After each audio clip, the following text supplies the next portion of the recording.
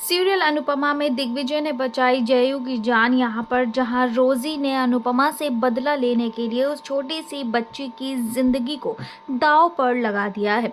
दरअसल दोस्तों, जहाँ अनुपमा ने पॉल को सबक सिखा दिया है, उसको अपना अनुपमा वाला रूप दिखा दिया है, जिसके बाद पॉल तो डर चुका है, लेकिन रोजी अपनी हरकतों से बाज नहीं आ रही है। ऐसा लग रहा है कि वो भी अनुपमा के हाथ की पिटाई मांग रही है। जहां पॉल तो अब सीधा हो चुका है, जब उसने अनुपमा के हाथ के थप्पड़ खाए हैं तो उसे स्वाद आ चुका है, वो समझ चुका है कि आखिरकार अनुपमा क्या चीज़ है। लेकिन लगता है अब रोजी की बारी है। वहीं दूसरी ओर अनुपमा रोजी के लिए काफ़ी नाराज़ होती हुई नज़र आती है, क्योंकि उसे पता चल जाता है ये सब कुछ रोज़ी ने किया है। जिसके बाद जैसे ही ये खबर दिग्विजय को पता चलती है, दिग्विजय बिना देर किए जयू को ढूंढने के लिए निकल जाता है, जिसमें अनुपमा उसका साथ देती है।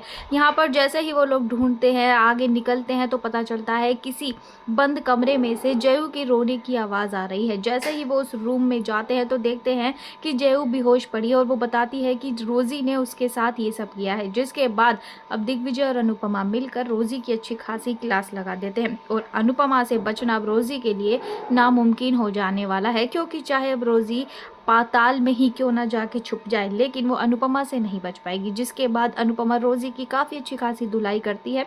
और इतना ही नहीं, अब दिग्विजय भी समझ चुका है कि अनुपमा और जयू के लिए बाहर काम करना और दूसरे लोगों के यहाँ काम करना, वहाँ रहना सेफ नहीं है। जिसके बाद अब दिग्विजय कहता है कि हम सभी का सपना पूरा करेंगे, उसका कैफ़े चलाएंगे। अनुपमा जी, आपको बाहर जाने की ज़रूरत नहीं है, क्योंकि आपके दुश्मनों की कमी नहीं है।